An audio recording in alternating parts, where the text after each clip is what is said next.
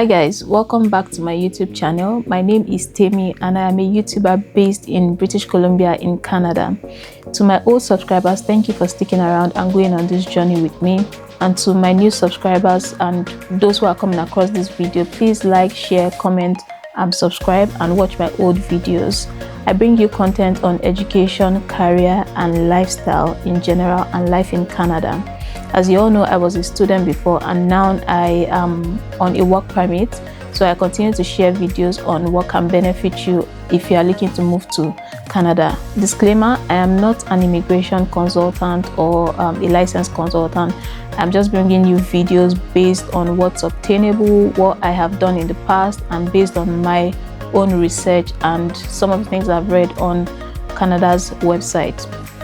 Today's video, I will be showing you and telling you ways you can improve your CRS score.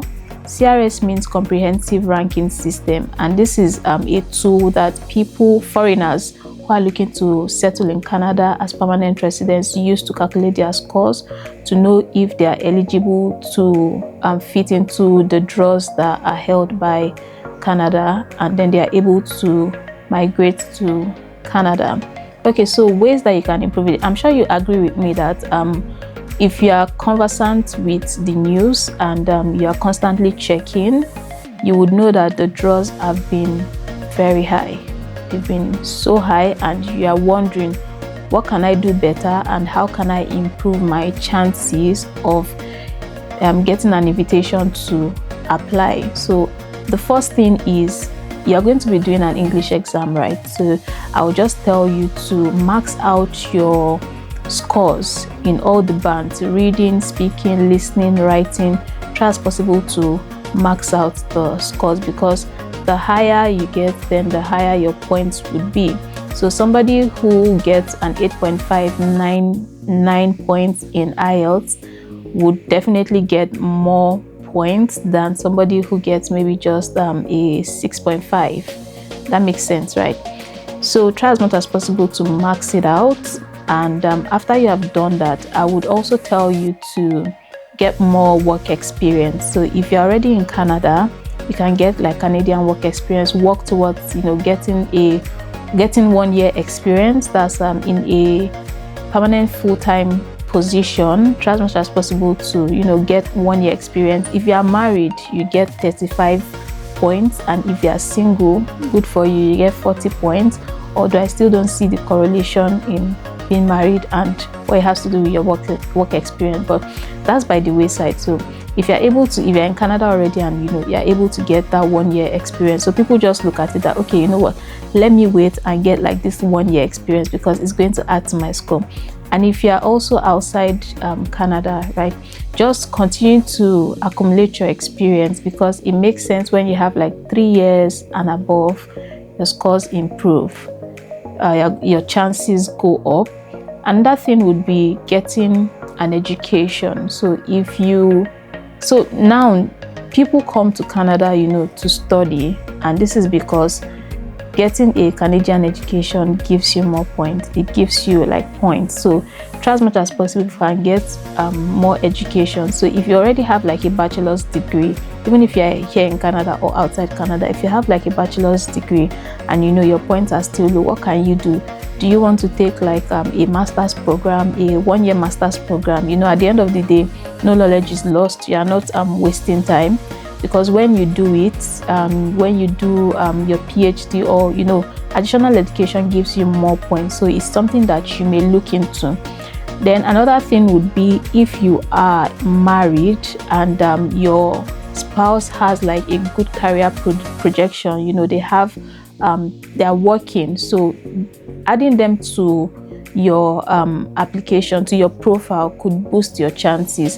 But at the end of the day, sometimes too, if you have like a good profile and then your spouse has like a good profile, so when you add your spouse, you may not see any significant difference. It may just be like maybe 1 or 2 points, but those 1 or 2 points can make like a significant difference in your PR application and in your profile. So that's something to consider. And then the game changer here as well, I would say, if you can get like a provincial nomination, like boom, that takes your score from wherever it is, it's going to shoot up, because with a provincial nomination you get 600 points.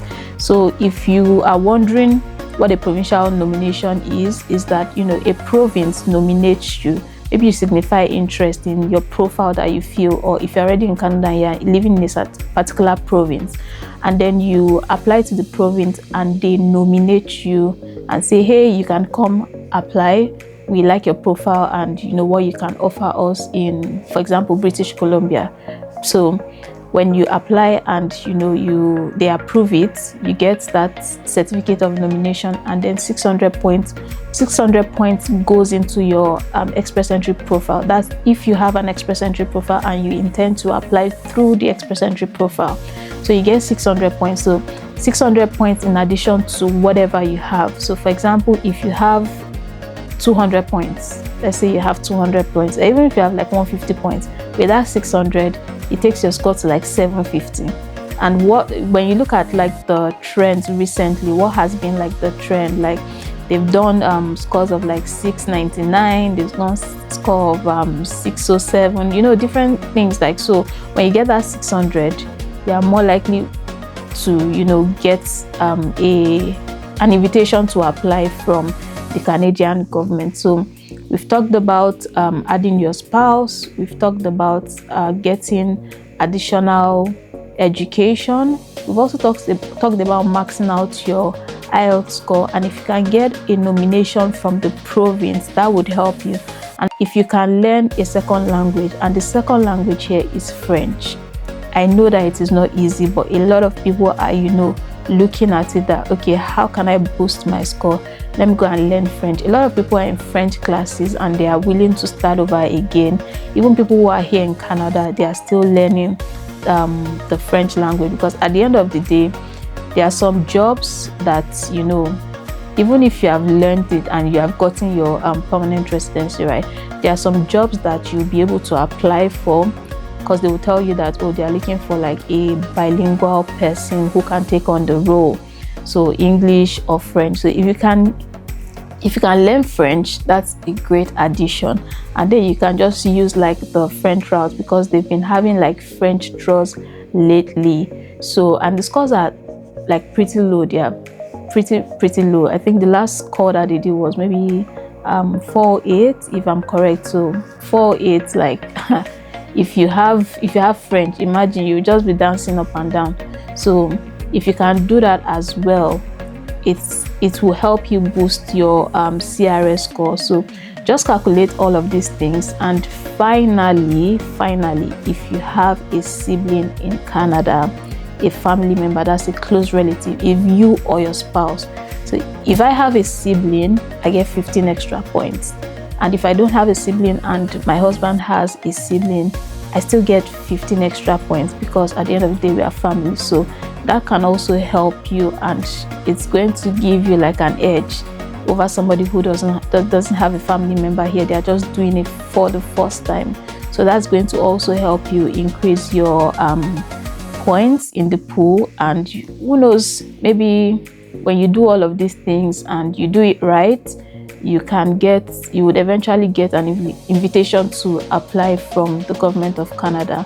And once you get your invitation to apply, you are one step ahead of somebody who hasn't even gotten. So it just comes down to, you know, showing all of the things that you claim that you have on that profile that you created. It just comes down to, you know, accepting that invitation and being able to present everything truthfully, because you would have to back up this document, and you have to back up your claim that you said that you have in your profile. So at the end of the day, you're one step ahead of somebody who hasn't even written an English exam, who hasn't even created a profile. And also, yeah, these are some of the things that you can use to boost your profile if you're already in the pool, or if you are looking to create an express entry profile. Thank you so much for sticking around, and please don't forget to like, share, subscribe, and if you know somebody who's looking to come to Canada, please share my videos with them. Like, subscribe. I love you so much, and I'll see you in my next video. Thank you.